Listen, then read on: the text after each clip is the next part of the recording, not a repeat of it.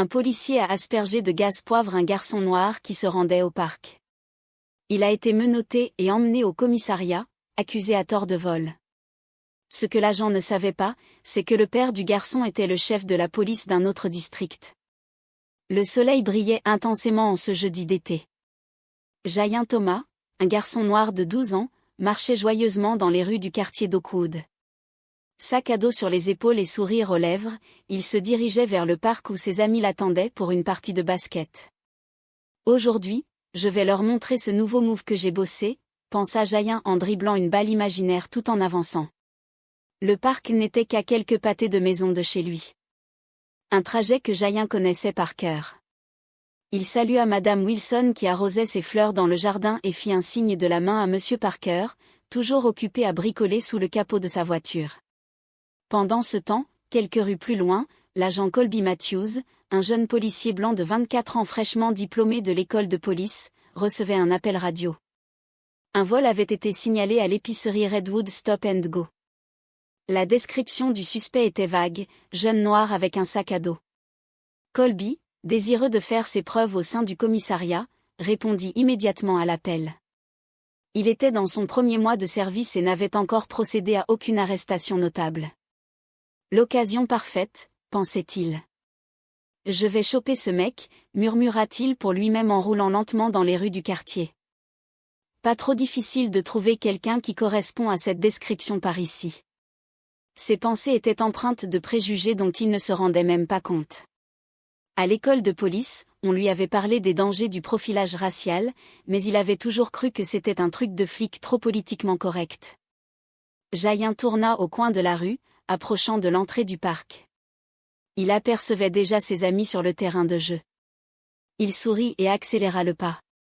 C'est à ce moment-là que la voiture de police s'arrêta brusquement à sa hauteur. Avant qu'il ne comprenne ce qui se passait, Jayen vit l'agent Colby bondir hors du véhicule, la main sur son étui. « Ne bouge pas, police !» cria-t-il d'un ton autoritaire. Jayen se figea, déconcerté. « Moi ?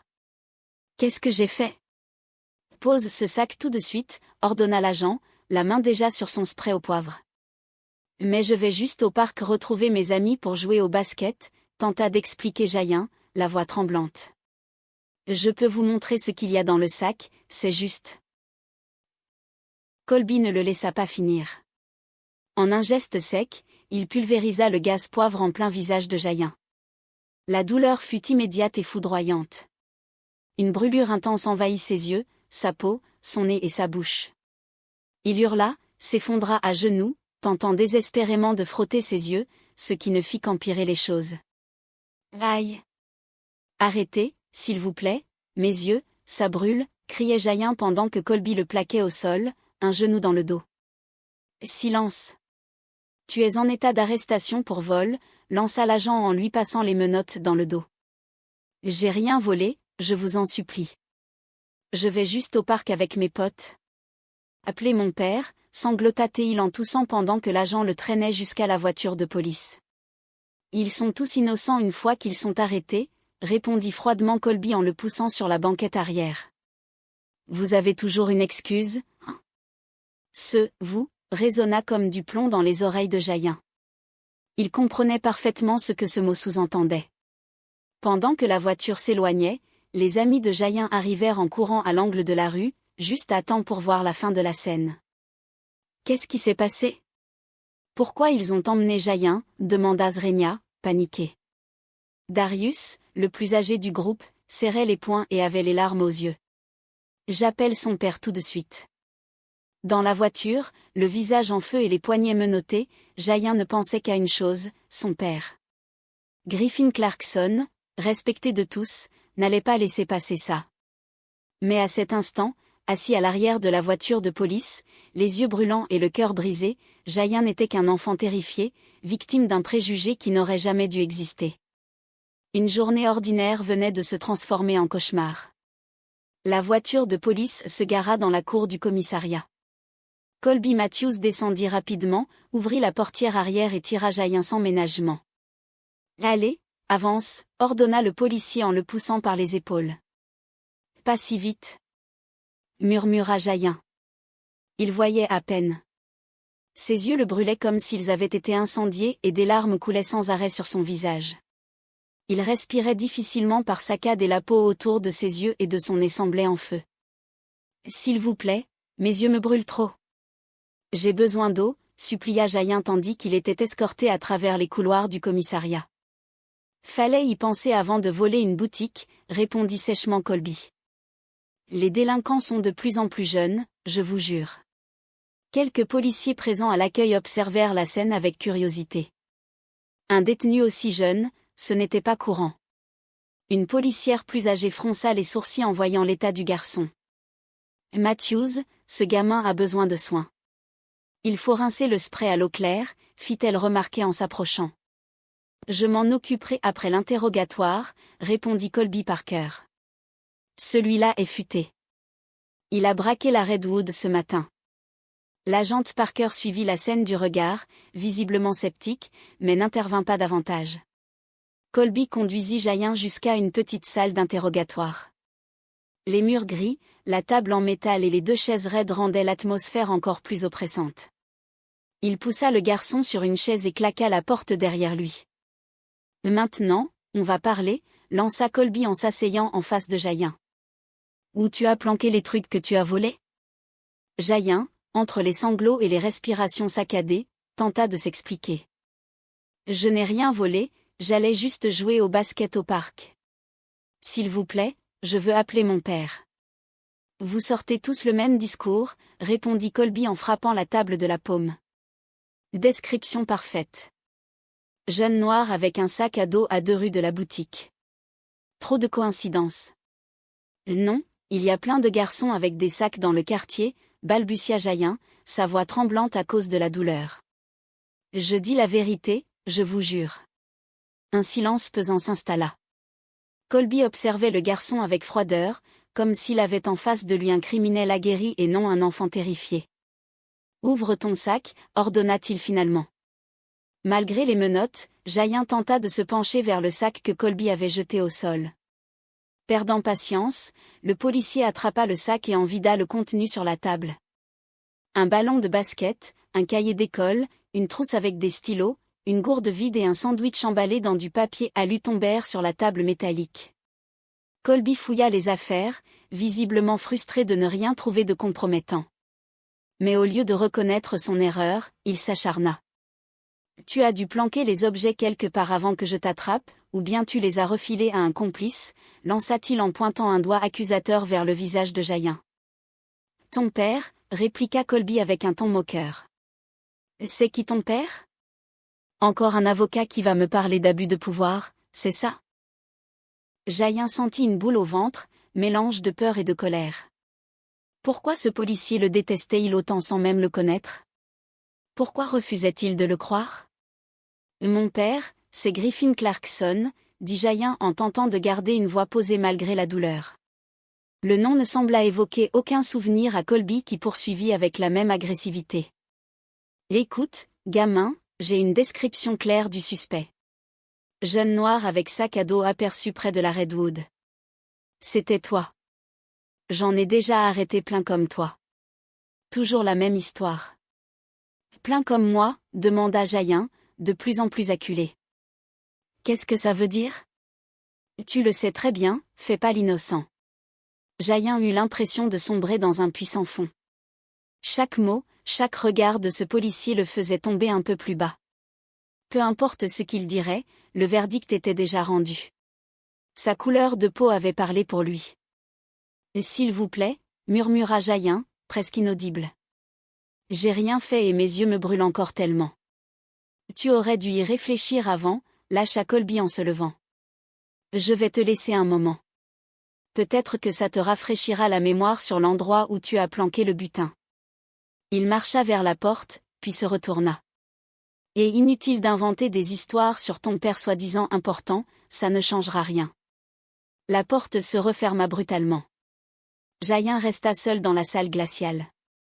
Il posa la tête sur la table et éclata en sanglots. La douleur physique était insupportable, mais le sentiment d'injustice et d'impuissance était pire encore. Comment prouver son innocence à quelqu'un qu'il avait déjà jugé coupable dès la première seconde ? Dans le silence de cette pièce, Jayen sentit pour la première fois tout le poids du racisme dans sa cruauté la plus brute. Peu importe qu'il soit un bon élève, qu'il n'ait jamais eu d'ennui ou qu'il soit le fils d'un homme respecté. Aux yeux de ce policier, il n'était qu'un suspect de plus, un cas à traiter. Les minutes passaient au ralenti. Jayen essayait d'essuyer ses yeux avec la manche de son t-shirt, ce qui ne faisait qu'aggraver la brûlure.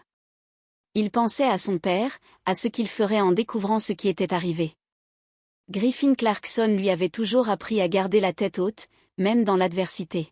« Papa, viens me chercher, s'il te plaît », murmura Jayen dans une prière silencieuse. De l'autre côté de la porte, l'agente Parker observait la situation avec un malaise croissant. Quelque chose clochait dans cette arrestation. Elle décida de regarder de plus près le dossier de ce garçon qui souffrait encore des effets du gaz sans avoir reçu le moindre soin. Le temps semblait s'être figé dans cette salle d'interrogatoire. Pour Jayen, chaque minute était une éternité. Perdu dans ses pensées, il ne remarqua presque pas lorsque la porte s'ouvrit à nouveau. Mais ce n'était pas Colby Matthews qui entrait. Un homme plus âgé, les cheveux grisonnants et la posture droite, pénétra dans la pièce. C'était le lieutenant Marshall Reynolds, un vétéran avec 25 ans de service et l'un des officiers les plus respectés du commissariat. Un silence lourd s'installa. Reynolds s'arrêta sur le seuil, observant la scène devant lui. « Bonjour, fiston. Je suis le lieutenant Reynolds. Comment tu t'appelles ? » Jayen. Jayen Clarkson, monsieur. Le lieutenant fronça les sourcils, comme si ce nom réveillait un souvenir. Clarkson ? Tu es le fils de Griffin Clarkson ? Oui, monsieur, répondit Jayen avec un éclair d'espoir dans la voix. Mon père est chef de police du 21e district. S'il vous plaît, vous pouvez l'appeler ? Reynolds resta immobile quelques secondes, digérant l'information. Puis il sortit rapidement une clé de sa poche et détacha les menottes de Jayen. « Bon sang, gamin, qu'est-ce qui t'est arrivé ? Pourquoi tu es ici ? Demanda-t-il tout en ouvrant une bouteille d'eau qu'il tendit au garçon. « Tiens, ça va t'aider à soulager la brûlure. Rince-toi les yeux. » Jayen attrapa la bouteille avec reconnaissance, se rinça les yeux et but quelques gorgées. La bienveillance soudaine de ce policier, si différente du traitement reçu jusqu'alors, faillit lui faire pleurer à nouveau. L'agent Matthews m'a arrêté alors que j'allais au parc. Il a dit que j'avais volé une boutique, mais c'est pas vrai, je le jure, expliqua Jayen, les mots jaillissant dans un flot incontrôlable. Reynolds l'écoutait attentivement. Son expression se transforma peu à mesure qu'il comprenait la situation. La porte s'ouvrit de nouveau. Colby Matthews entra dans la pièce, mais se figea en voyant le lieutenant. « Lieutenant Reynolds, je ne savais pas que vous étiez là, » dit-il en tentant de garder contenance. « Matthews, j'ai besoin de vous parler maintenant. » La voix de Reynolds ne souffrait aucune discussion.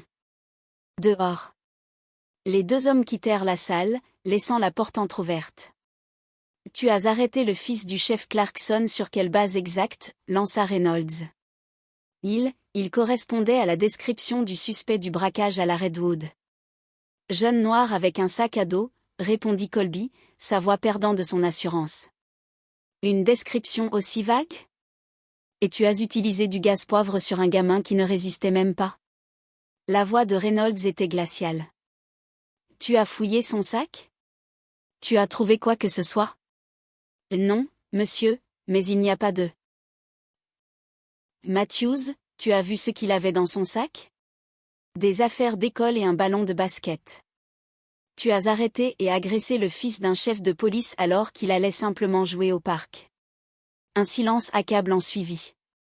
Jayen imaginait sans mal l'expression de Colby réalisant enfin la portée de son erreur. « Monsieur, je ne savais pas qui il était », tenta Colby pour se justifier. « Et ça change quoi ?» répliqua immédiatement Reynolds. « Tu as agi par préjugé, pas sur la base de preuves. Si ça avait été un garçon blanc avec un sac à dos, tu aurais fait la même chose ?» Encore un silence, encore plus pesant. « C'est bien ce que je pensais. Peu importe qui est son père, ce qui compte, c'est que tu as arrêté un enfant innocent, tu as fait un usage excessif de la force et tu as ignoré tous les protocoles élémentaires de prise en charge. Ça fait combien de temps que ce gamin souffre des effets du spray ? Quelqu'un s'est occupé de lui correctement? Colby ne répondit pas. Tu réalises la gravité de ce que tu as fait? C'est exactement ce genre de comportement qui détruit la confiance du public envers la police. Dans la salle, Jayen ressentait un mélange étrange de soulagement et de tristesse. Reynolds revint dans la salle d'interrogatoire, laissant Matthews dehors. Il s'assit aux côtés de Jayen, non plus en face comme un enquêteur, mais à côté de lui comme un protecteur. Jayen, je suis vraiment désolé pour ce que tu as vécu. J'ai appelé les secours pour vérifier tes yeux et je suis en train de joindre ton père, dit-il en sortant son téléphone. Il va être furieux, murmura Jayen. Et il aura bien raison, répondit Reynolds en attendant qu'on décroche. Mais pas contre toi, fiston. Tu n'as rien fait de mal. C'est alors que la voix de Griffin Clarkson retentit à l'autre bout du fil. Reynolds expliqua la situation en quelques mots. À son ton, Jayen sut immédiatement que son père était en route, avec une colère froide mais déterminée. En attendant, Reynolds apporta une compresse fraîche pour les yeux de Jayen et s'assura qu'ils boivent suffisamment. Le garçon commençait à se sentir un peu mieux physiquement, mais la blessure intérieure, elle, resterait bien plus longtemps. Pourquoi il m'a fait ça? Demanda Jayen, posant enfin la question qui le hantait depuis le début. J'ai rien fait. Reynolds poussa un long soupir. Certaines personnes vivent avec des préjugés, Jayen. Elles voient le monde à travers un filtre de peur et de méfiance. L'agent Matthews est jeune, inexpérimenté, mais cela n'excuse en rien ce qu'il t'a fait. Dehors, Colby Matthews, adossé contre un mur du couloir, le visage pâle comme un linge, prenait enfin conscience de la gravité de ses actes. L'arrivée de Griffin Clarkson au commissariat fit naître un silence total. Grand, imposant, connu pour son intégrité irréprochable, il traversa les couloirs d'un pas ferme et déterminé, le visage fermé. Lorsqu'il entra dans la salle où Jayen recevait les premiers soins, le temps sembla suspendu. Le chef de police posa les yeux sur son fils, visage gonflé, yeux rougis, marque des menottes au poignet. Pendant un instant, toute sa force parut l'abandonner. Papa, murmura Jayen, la voix brisée. Griffin le serra dans ses bras avec une tendresse protectrice, comme s'il pouvait effacer toute la souffrance. Je suis là maintenant. Tu vas bien? Ça va mieux, répondit Jayen, des larmes de soulagement aux yeux. Le lieutenant Reynolds m'a aidé. Griffin remercia Reynolds d'un simple regard, puis s'adressa au secouriste qui expliqua, il n'y aura pas de séquelles permanentes. Continuez les compresses froides et le collyre. Une fois le secouriste parti, Griffin s'agenouilla devant son fils. Jayen, je dois régler quelque chose. Le lieutenant Reynolds reste avec toi. Je ne serai pas long. Où est-il? Demanda Griffin en se relevant. Dans le bureau du capitaine, répondit Reynolds. Griffin se dirigea vers la pièce où Colby Matthews l'attendait, assis, le regard au sol. Lorsque la porte s'ouvrit, Colby se leva, nerveux. Chef Clarkson, agent Matthews, je suis ici pour que vous compreniez exactement ce qui s'est passé aujourd'hui, l'interrompit Griffin. Le silence dans la pièce était pesant. Le capitaine Roberts observait la scène, inquiet. Aujourd'hui, vous n'avez pas arrêté le fils du chef de la police, poursuivit Griffin d'une voix contenue. Vous avez arrêté un enfant innocent de 12 ans qui se rendait au parc. Vous avez utilisé du gaz poivre sur un gamin sans défense, uniquement sur la base de préjugés. Si ça n'avait pas été mon fils, cela aurait été tout aussi inacceptable. Je parle ici au nom de tous les parents qui ont peur pour leurs enfants à cause de policiers comme vous. Les mots frappaient Colby comme des coups. Son visage exprimait la honte et la crainte. Chef, je suis désolé. J'ai fait une terrible erreur. Et une erreur, coupa Griffin, haussant la voix. Une erreur, c'est se tromper en remplissant un formulaire. Ce que vous avez fait, c'est abuser de votre pouvoir et traumatiser un enfant. Griffin s'approcha, le regard droit dans celui de Colby. Ce qui me fait le plus peur, c'est que si je n'étais pas qui je suis, mon fils aurait peut-être passé la nuit en cellule. Il aurait pu être poursuivi pour un crime qu'il n'a pas commis, par un système qui ignore trop souvent la vérité. Colby resta muet, incapable de répondre. Capitaine Roberts, dit Griffin. J'attends des mesures disciplinaires. Je ne veux plus voir cet homme en patrouille. Bien, monsieur, répondit Roberts. L'agent Matthews est immédiatement suspendu en attente d'enquête. Son arme et son insigne ont déjà été confisqués. Griffin hocha la tête. Il se tourna une dernière fois vers Colby. J'espère que vous retiendrez la leçon, que vous comprendrez le mal que vous avez causé et celui que vous auriez pu causer à bien d'autres. S'il y a une chance de rédemption dans ce métier, elle commence par cette prise de conscience. Sans attendre de réponse, Griffin retourna auprès de son fils. Il le trouva en train de discuter avec Reynolds, qui racontait des anecdotes de leur début dans la police. Prêt à rentrer, demanda-t-il avec un sourire bienveillant. Sur le parking, Darius et Miguel attendaient avec impatience. Lorsqu'ils aperçurent Jayen, ils coururent vers lui. On s'est tellement inquiété, s'écria Miguel en voyant le visage encore rouge de son ami. Ça va? Ça va mieux maintenant, répondit Jayen. Mon père a tout arrangé. Sur le chemin du retour, Jayen resta silencieux. Griffin respecta ce silence un moment, mais il savait qu'il devait parler. Jayen, ce qui s'est passé n'est pas de ta faute. En aucune façon. Je sais, papa, dit Jayen en regardant par la fenêtre. Mais pourquoi il m'a choisi? Pourquoi il a pensé que j'étais coupable juste en me regardant? Griffin soupira. C'était une conversation qu'il savait inévitable, mais il aurait préféré l'avoir plus tard. Certaines personnes sont pleines de préjugés, mon fils. Elles jugent non pas selon ce que tu es, mais selon ce qu'elles croient voir. C'est injuste, c'est grave, mais c'est la réalité. Même chez les policiers, demanda Jayen, déçu. Malheureusement, oui. Les policiers sont des êtres humains avec leurs qualités et leurs failles. La majorité veut faire le bien, mais certains portent en eux des préjugés qui salissent l'uniforme. Et maintenant, qu'est-ce qu'on va faire? Demanda Jayen après un moment. Griffin regarda son fils, voyant en lui non plus seulement un enfant, mais l'homme qu'il deviendrait. On va d'abord soigner tes yeux, répondit-il avec tendresse. Et ensuite, on va continuer notre travail. Moi, pour rendre notre police plus juste, et toi pour ne jamais laisser l'injustice d'aujourd'hui définir qui tu es. Chez eux, Lisa Clarkson attendait avec anxiété. En voyant l'état de son fils, les larmes lui montèrent aux yeux, mais elle maîtrisa son émotion pour le soigner, compresse fraîche, collyre et son plat préféré. La semaine suivante, Griffin convoqua une réunion avec tous les districts de police. Aux côtés de Jayen, il raconta ce qui s'était passé et annonça de nouvelles mesures contre le racisme et l'usage excessif de la force. Colby Matthews fut révoqué, mais Griffin l'inscrivit à un programme de rééducation. Punir ne suffit pas, expliqua-t-il à Jayen.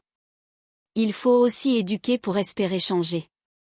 Quant à Jayen, il retourna à l'école et au terrain de basket. L'expérience ne brisa pas son esprit.